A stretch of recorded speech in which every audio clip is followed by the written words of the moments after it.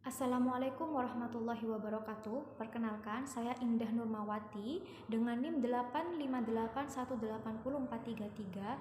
Saya dari UT Pogjar Distrik Pamekasan dengan akan melakukan presentasi untuk mata kuliah pembelajaran PKN di SD yang dibimbing oleh dosen atau tutor Bapak Lukman Budiarto SPD MPD.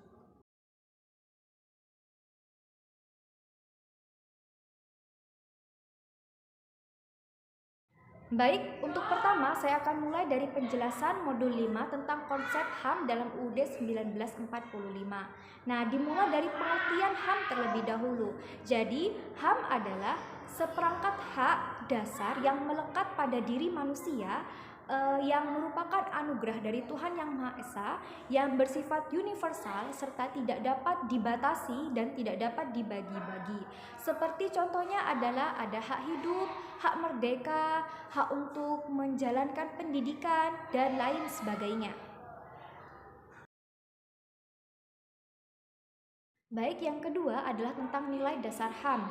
Nah, ada 3 nilai dasar HAM. Yang pertama adalah kemerdekaan atau kebebasan, di mana manusia itu pastinya ingin merdeka, baik dalam memilih hidup, dalam memilih pekerjaan, dalam memilih negara, dan lain sebagainya. Yang kedua tentang kemanusiaan atau perdamaian. Nah, jadi manusia itu pasti ingin hidup dengan damai, dengan tenang, tanpa adanya gangguan. Yang ketiga keadilan atau persamaan, di mana manusia pastinya ingin diperlakukan sama dalam keadaan apapun, dalam bidang apapun, dan dalam kondisi apapun. Kemudian berikutnya adalah HAM dalam UUD 1945. Nah, pertama, HAM ini tercantum dalam pembukaan UUD 1945, yakni terletak pada alinea pertama yang berbunyi bahwa kemerdekaan adalah hak segala bangsa. Kemudian yang kedua, tentang HAM ini juga terletak pada alinea keempat pembukaan UUD 45 yang berisi tentang rumusan dasar negara yaitu Pancasila. Yang kedua, dalam isi UUD 1945 ada beberapa pasal yang membahas terkait dengan HAM. Yang pertama ada pasal 27, pasal 28 yakni dari 28A sampai 28J, kemudian pasal 29, pasal 30, pasal 31, 32, pasal 33, pasal 34, dan masih banyak beberapa pasal lainnya yang membahas tentang HAM dalam UUD 1945. Kemudian ada beberapa kasus yang berkaitan dengan HAM di Indonesia. Pertama kita mulai dari kasus ringan. Kasus ringan itu seperti adanya pencemaran nama baik, atau yang kemudian yang kedua menghalangi seseorang menyampaikan pendapat, dan yang ketiga adalah melakukan penganiayaan misalkan. Kemudian ada kasus HAM berat yang pernah terjadi di Indonesia yang masih belum terselesaikan dan menjadi misteri sampai saat ini. Salah satu beberapa contohnya adalah pelanggaran HAM di Tanjung Priok, kemudian yang kedua kasus pembunuhan Marsina, kemudian ada tragedi Trisakti dan Semanggi, dan lain sebagainya. Kemudian untuk menegakkan HAM di Indonesia, ada beberapa lembaga penegak hak asasi manusia di Indonesia. Di antaranya ada Komnas HAM, yang kedua ada Komisi Anti Kekerasan Terhadap Perempuan, kemudian yang ketiga ada Pengadilan HAM yang biasanya berkhusus untuk pengadilan tentang kasus HAM berat. Kemudian ada lembaga bentukan masyarakat yang berasal dari lembaga swadaya masyarakat, seperti salah satu contohnya adalah YLBHI, yaitu Yayasan Lembaga Bantuan Hukum Indonesia. Kemudian ada Kontras, Komisi untuk Orang Hilang dan Korban Tindak Kekerasan, dan masih banyak lembaga-lembaga lainnya bentukan masyarakat. Berikutnya saya akan membahas modul 6 yang dimulai dari pengertian hukum terlebih dahulu.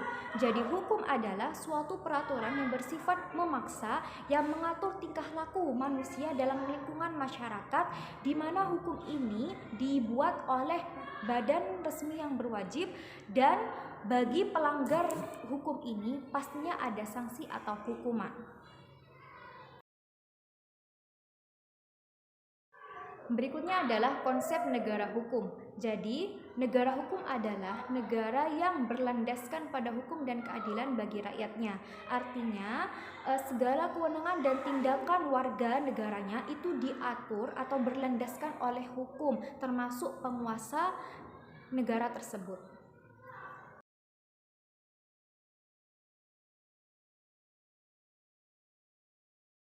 Oke, berikutnya saya akan menjelaskan tentang penegakan hukum di Indonesia dimulai dari konsep peraturan hukum. Ada beberapa peraturan hukum di Indonesia.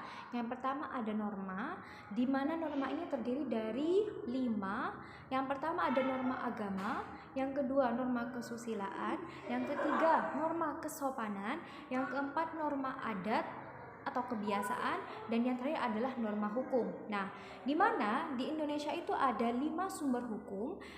Yang pertama adalah hukum undang-undang, yang kedua adalah hukum persetujuan, yang ketiga adalah hukum traktat atau perjanjian antar negara, yang keempat adalah hukum kebiasaan atau hukum adat, dan yang terakhir adalah hukum jurisprudensi.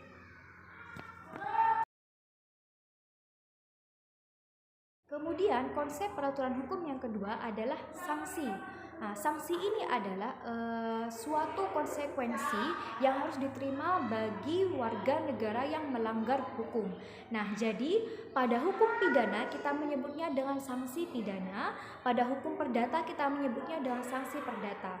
Nah, berdasarkan pasal 10 KUHP terdapat 2 hukuman pidana atau sanksi pidana. Yang pertama adalah hukuman pokok yang berisi hukuman mati, penjara, kemudian kurungan dan denda. Yang kedua adalah hukuman tambahan seperti pencabutan harta tertentu yang berisi pencitraan dan lain sebagainya.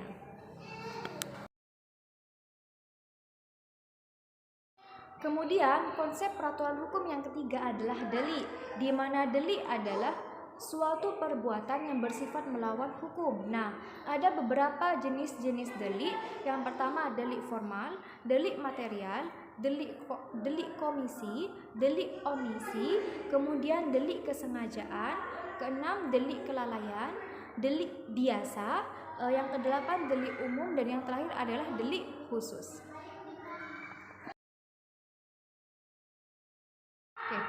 Berikutnya saya akan menjelaskan tentang lembaga penegak hukum di Indonesia. Yang pertama dimulai dari kepolisian, di mana kepolisian adalah alat penegak hukum yang terutama bertugas untuk memelihara dan menjaga keamanan dalam negeri.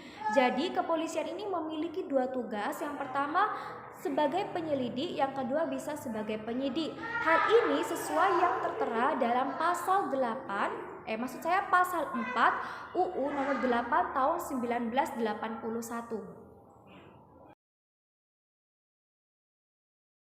Kemudian penegak hukum yang kedua di Indonesia adalah kejaksaan, di mana kejaksaan adalah lembaga pemerintahan yang melaksanakan kekuasaan negara di bidang penuntutan. Nah, dalam pasal 3 UU nomor 5 tahun 1991 terdapat 3 kejaksaan. Yang pertama ada kejaksaan negeri, kejaksaan tinggi, dan yang terakhir adalah kejaksaan agung.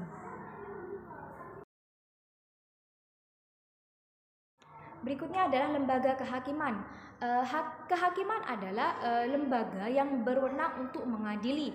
Artinya, lembaga ini memiliki kekuasaan untuk melakukan peradilan yang berlandaskan hukum dan keadilan guna mewujudkan negara hukum RI. Nah, dalam pasal 10 ayat 1 pasal 10 ayat 1 UU nomor 14 tahun 1970 bahwa kehakiman ini meliputi badan pengadilan dalam 4 lingkungan.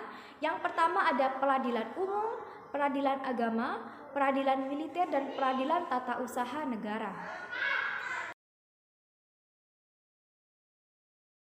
Dan yang terakhir menjadi pembahasan saya adalah contoh kasus yang berkaitan dengan hukum. Nah, ada banyak sekali kasus-kasus yang berkaitan dengan hukum, di antara beberapa contohnya seperti kasus pencurian uang di ATM, ada kasus perampokan, kasus pembunuhan juga termasuk, dan kasus penipuan, dan masih banyak lagi contoh-contoh lainnya yang berkaitan dengan hukum.